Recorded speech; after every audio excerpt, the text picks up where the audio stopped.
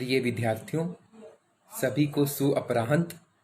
और हम जिस कोड पर हम विशेष रूप से विस्तार रूप से बात कर रहे हैं, आप नोट करें। वो कोड है BHDAE 182, यानी हिंदी भाषा और संप्रेक्षण। आज हमारी जो वार्तालाप होगी वो विशेष रूप से रीतिकाल के साहित्य पर होगी। हम 2 अध्याय संक्षिप्त रूप से कर चुके हैं। हमने पढ़ा आदिकाल। आदिकाल में जितनी धाराएं थी उस पर हमने बातचीत की। उसके बाद हमने भक्ति काल में जो 4 धाराएं, संत काव्य, सूफी काव्य, कृष्ण काव्य, राम काव्य, उनकी विशेषताओं और उनके स्वरूप पर विस्तार और विराट रूप से चर्चा की। आज हमारा अध्याय है रीतिकाल, क्योंकि हिंदी साहित्य और हिंदी भाषा का अन्योन्याश्रित एक दूसरे पर ये अवलंबित है। साहित्य के बिना भाषा नहीं और भाषा के बिना साहित्य नहीं। इसलिए हिंदी भाषा को समझने के लिए हिंदी साहित्य की विकास यात्रा को समझना उतना ही अनिवार्य है जितना साहित्य को समझना। आज हम बात करेंगे, लेकिन संक्षिप्त रूप में मैं आपको पिछला 5 मिनट में पिछला दोहराऊंगा ताकि आप जो है दोबारा इस कड़ी में जुड़ जाएं। हमने पढ़ा था कि हिंदी साहित्य को 4 कालों में विद्वानों ने विभक्त किया है। आदिकाल, भक्ति काल, रीतिकाल और आधुनिक काल। आदिकाल की समय सीमा 1050 से 1375 रही। उसके बाद भक्ति काल में प्रवेश किया हिंदी साहित्य। 1375 से 1700 तक के काल को हमने भक्ति काल की संज्ञा दी। उसके बाद हम पहुंचते हैं, जो हिंदी साहित्य है वो प्रवेश करता है एक बिल्कुल अलग काल में, जिसे कहा गया रीतिकाल, जिसकी समय सीमा 200 वर्षों की है, जो कि 1700 से 1900 तक के काल को रीतिकाल नामकरण किया गया। उसके बाद हम प्रवेश करते हैं आधुनिक काल में। 1900 तक से जो आज तक चल रहा है, जो यात्रा आज तक चल रही है, उसे कहा गया आधुनिक काल। आज हम प्रिय विद्यार्थियों बात करेंगे रीतिकाल। रीतिकाल है क्या, उसकी भाषा क्या थी, उन कवियों का विषय क्या था जो वे कवि लिखते थे। प्लॉट यानी उनका सब्जेक्ट क्या था, उनका विषय क्या था, उनकी संवेदनाएं क्या थी, तो उसको कहा गया। अब जो बात करेंगे रीतिकाल पे, क्योंकि रीतिकाल बहुत विस्तृत था, इसलिए विद्वानों ने इसे 3 भागों में विभाजित किया। याद रखिएगा, 3 भागों में विभाजित है रीतिकाल, जिसकी समय सीमा 1700 से 1900 तक थी। पहला रीतिबद्ध, दूसरा था रीति सिद्ध और तीसरा था रीति मुक्त। रीतिबद्ध, रीति सिद्ध और रीति मुक्त। अब विद्यार्थी हमेशा मुझसे पूछते हैं कि रीतिकाल है क्या, रीति क्या थी। तो पहले आपको पता होना चाहिए, रीतिकाल में प्रवेश से पहले, रीतिकाल पर विस्तृत चर्चा से पहले मैं आपको बताऊंगा संस्कृत के जो कवि थे उनका विषय क्या था। क्योंकि जो हिंदी के कवि थे, वो चाहे चिंतामणि थे, चाहे वो पद्माकर थे, चाहे वो केशव थे, चाहे वो देव थे, चाहे वो भिखारी दास थे, चाहे वो सुखदेव मिश्र थे, इन्होंने क्या किया, संस्कृत के कवियों ने जो महान ग्रंथ लिखे थे उनको अनुवाद करना शुरू कर दिया, अनुदित करना शुरू कर दिया। उनको क्या करने लगे, उनका जो संस्कृत के ग्रंथ थे, चाहे किसी भी कवि था, कवि जो थे वहाँ भामा थे, मम्मट थे, आनंदवर्धन थे, दंडी थे, रुद्रट थे, इनके ग्रंथों का अनुवाद करना शुरू कर दिया। अब अनुवाद करने की क्या जरूरत पड़ी, क्योंकि वहाँ रस क्या है, ध्वनि क्या है, वक्रोक्ति क्या है, औचित्य सिद्धांत क्या है, काव्य प्रयोजन क्या है, आदि के संबंध में संस्कृत साहित्य में विस्तृत रूप से लिखा गया। अब हिंदी के कवि ये चाहते थे कि संस्कृत वालों को भी हिंदी का ज्ञान हो, उनको पता लगे कि संस्कृत में जो रस है, ध्वनि है, उससे जो है लोग परिचित हों। उन्होंने क्या करना शुरू कर दिया, हिंदी कवियों ने उसको अनुवाद करना शुरू कर दिया, अनुदित करना शुरू कर दिया। और जिन कवियों ने अनुवाद किया, उनका अनुदित किया उनके ग्रंथों का, तो उन्हें क्या कहा गया, रीतिबद्ध, यानी वो एक बंदी बंधाई परिपाटी पर चल रहे थे। यानी उनके पास जो विषय था वो बहुत संकीर्ण था, संकीर्ण यानी वो केवल केवल और केवल वो नकल कर रहे थे। नकल यानी उनकी मौलिक उद्भावनाएं बीच में नहीं थी, वो केवल अनुदित कर रहे थे। फिर इन्होंने क्या किया, इन ग्रंथों को रीति निरूपण ग्रंथ के साथ साथ लक्षण ग्रंथ भी कहा गया। इन्होंने लक्षण दिए, लक्ष्य दिए, लक्षण उदाहरण भी दिए, लेकिन रीति सिद्ध कवियों ने केवल लक्षण दिए। रीति सिद्ध कवियों में यदि हम बात करें तो वे आएंगे बिहारी, और रीति मुक्त कवि जो थे उनका विषय था रीति मुक्त। वे बिल्कुल किसी भी बंदी बंधाई परिपाटी पर नहीं चल रहे थे, उन्हें ये स्वीकार नहीं था ग्रंथों का अनुवाद करना। इसलिए रीतिबद्ध, रीतिसिद्ध, रीतिबद्ध वे कवि हुए जिन्होंने संस्कृत के ग्रंथों का हिंदी में अनुवाद किया, ताकि हिंदी के लोगों को भी, जो हिंदी प्रेमी थे, जो रसिक थे, उन्हें पता चले कि रस क्या है, ध्वनि क्या है, अलंकार क्या है। और रीतिबद्ध वालों ने क्या किया, रीति सिद्ध वालों ने केवल लक्षण दिए। यदि लक्षण यानी अलंकार क्या है उसका लक्षण दे दिया, ध्वनि क्या है उसका लक्षण दे दिया, लेकिन रीतिबद्ध कवियों ने उदाहरण देकर उसकी पुष्टि की, दृष्टांत दिए, उदाहरण दिए। लेकिन रीति मुक्त जो कवि थे वे बिल्कुल इस परिपाटी से एक अलग चाल से और एक अलग ढाल से, उनकी एक अलग संवेदनाएं थी, तो उन्हें कहा गया रीति मुक्त। और जो रीति मुक्त कवि थे उसका प्रतिनिधि किसने किया, घनानंद ने। घनानंद जो थे वो बहुत ही पवित्र और सूची के जो प्रेमी थे, उनके एक दरबार में वैश्या थी सुजान, उनसे वो बहुत प्रेम करते थे। लेकिन जो चार प्रमुख कवि हैं उनका नाम आपको याद होना चाहिए रीति मुक्त कवियों में, घनानंद, ठाकुर, बोधा और आलम।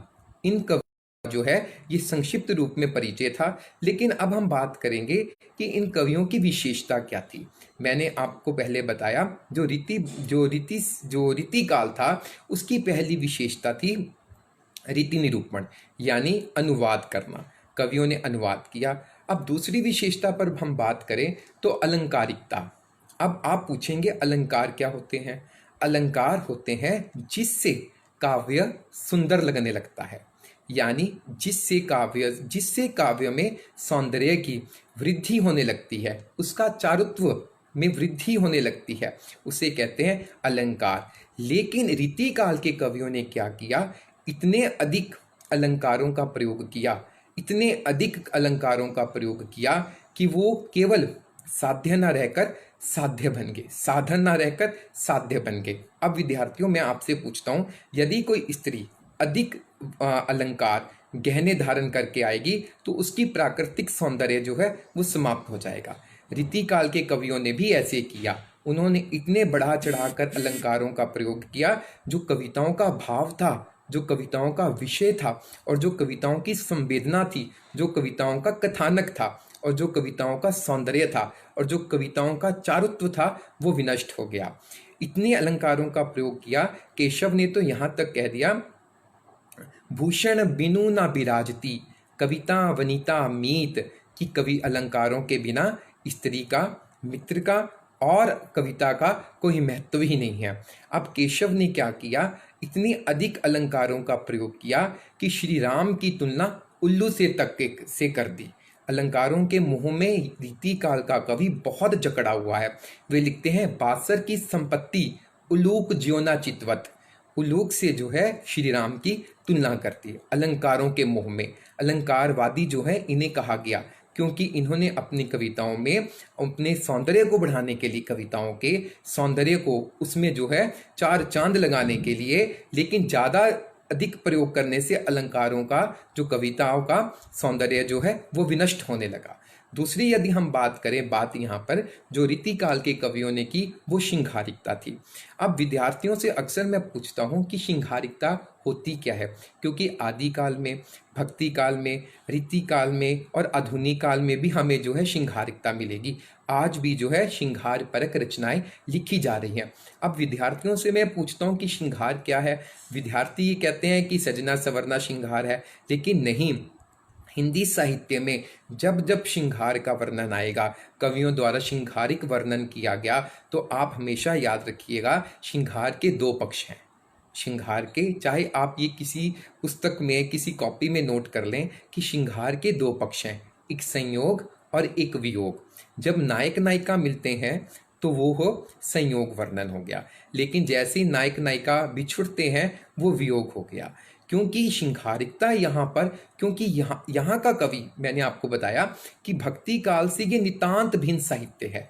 आदिकाल में जिस तरह राजाओं को प्रसन्न करने के लिए कविताएं लिखी जाती थी, उसी प्रकार रीतिकालीन कवियों ने भी अपने राजाओं को, अपने आश्रयदाताओं को प्रसन्न करने के लिए, जिनके अवलंब, जिसके सहारे वे रहते थे, उनको प्रसन्न करने के लिए कविताएं लिखी। और स्त्रियों का नक्षिक वर्णन प्रसाद द्विवेदी ने, जो बहुत प्रकांड पंडित, आलोचक और निबंधकार हुए हैं, उन्होंने लिखा है कि नारी की विशेषता इन कवियों की नज़र में कुछ भी नहीं, कुछ भी नहीं। ये स्त्री को केवल भोग्य की वस्तु मानते थे और उसके शरीर का और उसकी देह का वर्णन करते थे। नक्षिक वर्णन यानी पैर के नाखून से लेकर सिर तक के जितने भी अंग हैं उसका वर्णन करते थे। और पीछे केवल एक ही दृष्टि थी कि उनको पारिश्रमिक मिले, कुछ उपहार मिले, कुछ सम्मान मिले, कुछ स्तर मिले। तो श्रृंगारिकता इनकी कवियों की प्रमुख विशेषता है। यद्यपि हम भक्ति काल में श्रृंगारिकता देखें तो वह सात्विक श्रृंगारिकता है, नायक नायिका की सात्विक श्रृंगारिकता है। लेकिन यहाँ पर जो है स्थूल अंगों का वर्णन होने लगा। अब चाहे वो मतीराम थे, चाहे वो कोई भी थे, देव थे, इन्होंने श्रृंगारिकता का वर्णन, क्योंकि अपने राजाओं को प्रसन्न करना चाहते थे।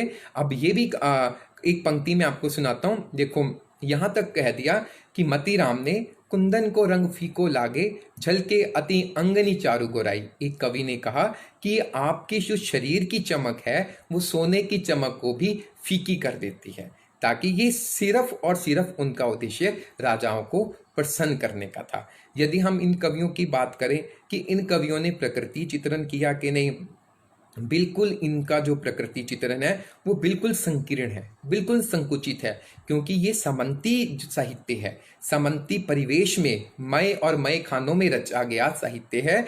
इसलिए इस यहाँ पर जो यहाँ के कवि थे, उनके पास बाहर का जो प्रकृति का सौंदर्य है, बाहर की प्रकृति की जो आभा है, उसको देखने का समय ही नहीं था, अवकाश ही नहीं था। वो क्या करते थे, सुबह से लेकर शाम तक क्या करते थे, केवल, और उनके पास केवल क्या था, अपने राजाओं को प्रसन्न करने के लिए एक ही विषय था, स्त्री और श्रृंगारिकता। और प्रतियोगिता की भावना इन कवियों की प्रमुख विशेषता है। राज दरबारों में दंगल होते थे, दंगल यानी वहां पर काव्य संगोष्ठियां होती थी। काव्य के प्रति जो है लोग कविताएं सुना सुनाकर राजाओं को प्रसन्न करते थे। अब प्रश्न उठता है, रीति काल के कवियों की भाषा क्या थी। यद्यपि हम बात करें रीति काल में इस तरह का साहित्य लिखा गया, तथापि रीति मुक्त कवियों का जो प्रेम वर्णन है वो बहुत अधिक औदात्य। उन्होंने क्या किया, जो रीति मुक्त थे वे किसी भी बंदी बंधाई परिपाटी पर नहीं चल रहे थे।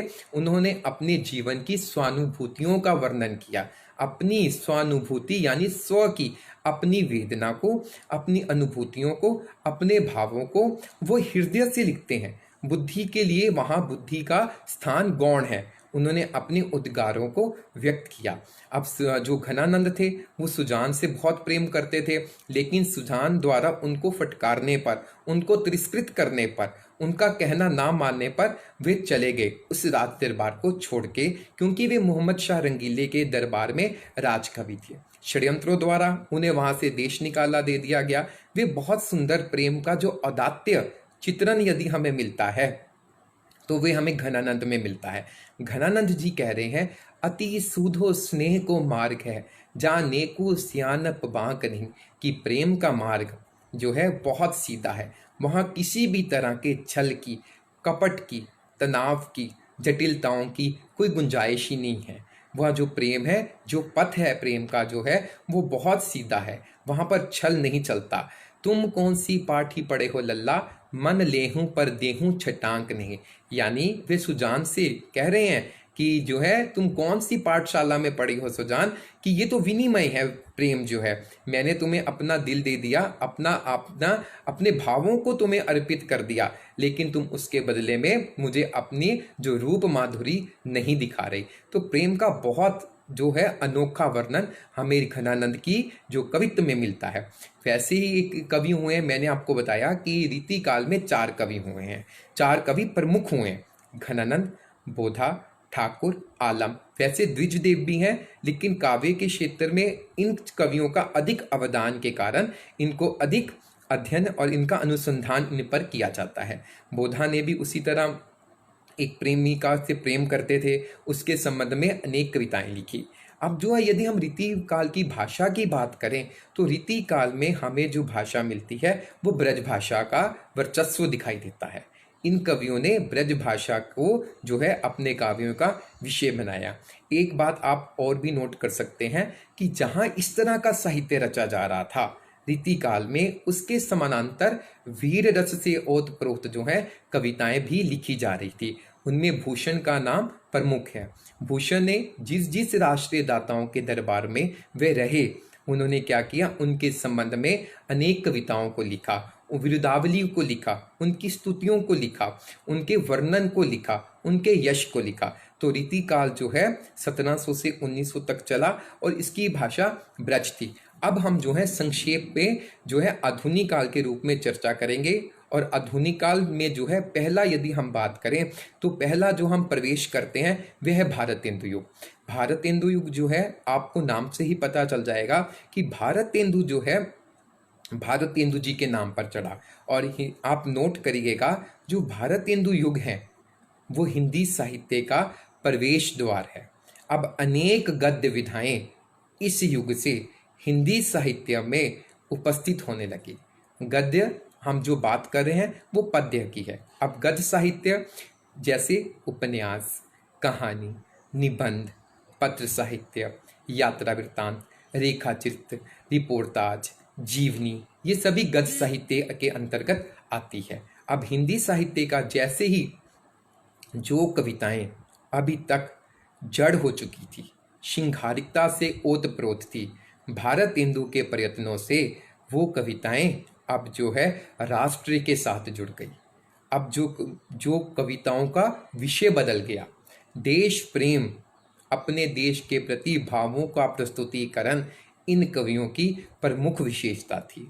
भारतेंदु जी और उनके साथ जितने भी कवि थे, उन्होंने क्या किया, देश के प्रति जो दुर्दशा थी देश की, उसका वर्णन किया।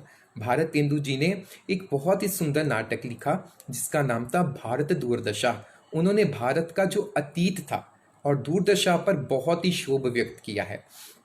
चाहे वो भारतेंदु जी थे, चाहे वो उनके समकालीन कवि थे, उन्होंने क्या किया, भारत के उत्थान के लिए प्रयास किए। और भाषा का यदि हम बात करें तो स्वदेशी भाषा, स्वदेशी वस्तुएं, स्वदेशी खान पान जो है, भारतेंदु और उनके कवियों ने क्या किया, बहुत एक जो है एक ध्वज लेकर चले कि हमें स्वदेशी वस्तुओं का प्रयोग करना चाहिए। भारतेंदु जी की बहुत प्रसिद्ध कविताएं हैं, आपने अक्सर सुनी है, निज भाषा उन्नति है, निज भाषा उन्नति, कि अपनी भाषा से ही उन्नति होती है। और जो है हमें जो है अपने उद्गारों को, अपने भावों को किसमें, केवल और केवल निज भाषा में ही व्यक्त करने चाहिए। तो भारतेंदु युग में देश प्रेम की भावना जो थी वो प्रबल थी और समस्या पूर्ति इस युग की प्रमुख विशेषताएं थी। समस्या पूर्ति होती थी, समस्या को कवियों के सम्मुख रख दिया जाता था और कवि क्या करते थे, उस समस्याओं की पूर्ति करते थे। और जो कवि जो थे उस समस्या की पूर्ति करते थे, उन्हें कई उपाधियों से अलंकृत किया जाता था। भारतेंदु की यदि हम भाषा पर बात करें तो भारतेंदु युग की भाषा थी वो थी ब्रज, लेकिन साथ ही अब भारतेंदु जी ने खड़ी बोली का प्रयोग भी करना शुरू कर दिया। उनकी है दशरथ विलाप और फूलों का गुच्छा। उन्होंने 2 कविताएं लिखी, 2 काव्य संग्रह लिखे, उसमें खड़ी बोली का प्रयोग है। भारतेंदु जी, क्योंकि हिंदी साहित्य के विकास यात्रा बहुत जो है, उसका जो साहित्य का जो फलक है बहुत विराट है। हमारे पास समय के अभाव के कारण जो मैं संक्षिप्त रूप में हम वहाँ बस उन साहित्य का, उन वादों का सिर्फ संस्पर्श करके आगे बढ़ेंगे। भारतेंदु जी के बाद शुरू होता है द्विवेदी युग। द्विवेदी युग जो है, यदि हिंदी साहित्य को, आप ये नोट करिएगा, यदि हिंदी भाषा को यदि किसी ने नया कलेवर, नई देह, नई चेतना और नया जागरण, नई पोशाक, नई उन्नति दी है तो वह है महावीर प्रसाद द्विवेदी। महावीर प्रसाद द्विवेदी के नाम पर एक पूरा युग चल पड़ा। अब मैं बताऊंगा कि देश प्रेम की भावना तो भारत हिंदू युग में दिखाई देती है, लेकिन प्रबल रूप में देशभक्ति की भावना हमें द्विवेदी युग में दिखाई देती है। जो भारत हिंदू युगीन कवि हैं वो केवल रो रहे हैं, उस दुर्दशा पर दुख व्यक्त कर रहे हैं, शुद्ध हो रहे हैं, शोभ व्यक्त कर रहे हैं। लेकिन इन द्विवेदी युग कवियों ने आह्वान किया कि अब जो है मरने से नहीं डरना होगा। नाथूराम शर्मा शंकर कह रहे हैं, देशभक्त वीरों मरने से नेक न डरना होगा, देश की वेदी पर प्राणों का बलिदान करना होगा। यानी इस युग में हमें देश प्रेम की भावना जो है वो प्रबल रूप से मिलती है। दूसरी बात, जो प्रमुख बात मैं आपको बताना चाहूंगा इस युग की, अब जो है महावीर प्रसाद द्विवेदी सरस्वती पत्रिका के संपादक हुए, और जैसे ही वो संपादक बने उन्होंने हिंदी साहित्य को धन्य कर दिया। जिस व्याकरण सम्मत भाषा का आज हम प्रयोग कर रहे हैं वे महावीर प्रसाद द्विवेदी के प्रयत्नों से ही हमें प्राप्त हुई है। उनका व्यक्तित्व ऐसा था कि उन्होंने कई नए लेखक और नए कवियों का निर्माण कर दिया, उनको तैयार कर दिया। तो अनेक जो है अनेक भाषा जो हमारी अनेक विषय महावीर प्रसाद द्विवेदी के प्रयत्नों से जो कवियों के विषय भी बदल गए, और अब वे जो काव्य विषय थे वो अलग अलग होने लगे। महावीर प्रसाद द्विवेदी ने यहाँ तक कहा कि कवि का जो काव्य का विषय है वो कुछ भी हो सकता है। वो चींटी भी हो सकती है, वो हाथी भी हो सकता है, वो राजा भी हो सकता है, वो रंक भी हो सकता है, वो आकाश भी हो सकता है, वो नभ भी हो सकता है, वो धरती भी हो सकता है। यानी काव्य विषयों की विविधता, ये नोट करिएगा, काव्य विषयों की विविधता जो है इस युग की प्रमुख विशेषता है। अब हम जैसे ही भारत हिंदू के बाद द्विवेदी युग जो है अवसान हुआ, उसके बाद एकदम नितांत छायावाद आरंभ हुआ। छायावाद का आरंभ में जितना विरोध हुआ, बाद में उसे उतनी ही प्रतिष्ठा मिली। अब डॉक्टर नगेंद्र ने कहा यह स्थूल के प्रति जो है सूक्ष्म का विद्रोह है। अब वहां पर जो थी समाज था, मैं समाज के बारे में था, देश के प्रेम के बारे में था। लेकिन अब जो कवि हैं छायावाद के, वो आप याद रखिएगा, चार स्तंभ जो हैं छायावाद के, जयशंकर प्रसाद, निराला जी और महादेवी वर्मा और पंत। अब छायावाद कवियों ने क्या किया, अपने दुख को, अपनी करुणा को व्यक्त करना शुरू कर दिया। यदि हम निराला की जीवनी पढ़ें, निराला का साहित्य पढ़ें, उनकी किसी भी कविताओं को पढ़ें, चाहे वो सरोज स्मृति है, चाहे वो राम की शक्ति पूजा है, तो उन्होंने अपना निज का वृत्तांत उसमें प्रस्तुत किया है। जैसे यदि मैं बात करूं सरोज स्मृति की, क्योंकि सरोज उनकी पुत्री का नाम था और उन्होंने अपनी पुत्री के प्रति जो है भावों को, उद्गारों को व्यक्त किया सरोज स्मृति लिखकर। वे कह रहे हैं, दुख ही जीवन की कथा रही, क्या कहूं जो अब तक नहीं कही, कि मेरा सारा जीवन जो है दुख का था, दुख से परिपूत था। और जो है महादेवी वर्मा भी वेदना की कवित्री हैं, रहस्यवादी कवित्री हैं, वो करुणा से प्रेम करती हैं। महादेवी वर्मा वो दुख से प्रेम करती हैं। और यहाँ विषय क्या हो गया, मैं की भावना जो थी, अहम का उन्मेष, मैं का उन्मेष इस युग की प्रमुख विशेषता थी। मीराबाई महादेवी वर्मा कह रही हैं, जिन्हें आधुनिक युग की मीराबाई कहा गया है महादेवी वर्मा को, तो उन्होंने कहा, मैं नीर भरी दुख की बदरी, कि मैं जो हूँ बादल हूँ दुखों से भरा हुआ। वैसे ही पंत की जो है कविताओं में मैं की अभिव्यक्ति हुई है। जयशंकर प्रसाद ने भी यद्यपि देश प्रेम की भावना को व्यक्त किया, तथापि यहाँ पर व्यक्ति ने अपनी अनुभूतियों को, अपनी वेदनाओं को अधिक व्यक्त किया। जयशंकर प्रसाद की यद्यपि हम नाटकों की बात करें तो उसमें देश प्रेम की भावना बहुत प्रबल रूप से मुखरित हुई है और प्रखर रूप से जो है प्रस्तुत हुई है। और इनकी भाषा अब क्या होने लगी, खड़ी बोली। खड़ी बोली जो है अब प्रतिष्ठित हो गई महावीर प्रसाद द्विवेदी के प्रयत्नों से। भारत हिंदू जी के बाद आया द्विवेदी युग, द्विवेदी युग के बाद आया छायावाद युग, छायावाद के बाद आया प्रगतिवाद युग। अब मैं आपको यहाँ आप नोट करिएगा, प्रगतिवाद जो है वो कार्ल मार्क्स से बहुत प्रभावित है। नागा अर्जुन, शिव मंगल सिंह सुमन और हमारे निराला जी भी जो हैं और पंत जी भी प्रगतिवादी कवि हैं। अब यहाँ की विशेषताएं यदि हम बात करें, यहाँ का जो कवि है यहाँ के जो कवि हैं वो क्या करते थे, उनकी जो है वो नए के प्रति जो है नए के प्रति वो आवाहन करते हैं कि नयापन होना चाहिए, पुरातन जो है नष्ट होना चाहिए, विनष्ट होना चाहिए, पुरातन जो है बिल्कुल समाप्त होना चाहिए। यद्यपि हम बात करें तो यहाँ व्यंग की प्रबलता है। व्यंग क्या अर्थ होता है, किसी व्यक्ति को प्रत्यक्ष कुछ ना कहकर अप्रत्यक्ष रूप से उसको ताना कसना।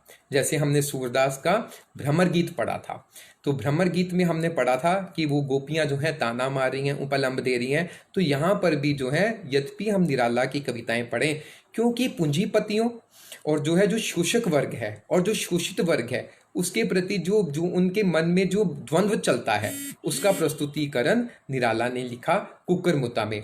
अब वे क्या कर रहे हैं, अब कुक्करमुता कविता सुनिए। कुक्करमुता कविता में जो कुक्करमुता है वो शोषक का प्रतीक है, जो शोषित हो रहा है, और जो कुक्करमुता है वो जो है, जो गुलाब है वो है पूंजीपतियों का प्रतीक। अब जो है कुक्करमुता जो है वो गुलाब को चेतावनी दे रहा है, अबे सुन बे गुलाब, भूल मत जा जो पाई रंगो आप, खून चूसा तूने खाद का अशिष्ट, डाल पर इतराता है कैपिटलिस्ट। यानी जो कार्ल मार्क्स के सिद्धांत थे, जो कह रहे हैं कि पूंजीपतियों को धराशाही कर दो, उनको कटघरे में खड़ा कर दो, तो जो प्रगतिवाद के कवि थे उन्होंने नितांत वही अपनाया, और पूंजीपतियों और इनका मूल स्वर जो है वो केवल और केवल शोषकों के प्रति जो है अपना आक्रोश व्यक्त करता है। और दलित व्यक्ति जो है, दलित चाहे वो स्त्री हो चाहे वो किसान हो, उसको प्रतिष्ठित करना है। प्रगतिवाद के बाद एकदम अलग जो है काल आया, उसको कहा गया प्रयोगवाद।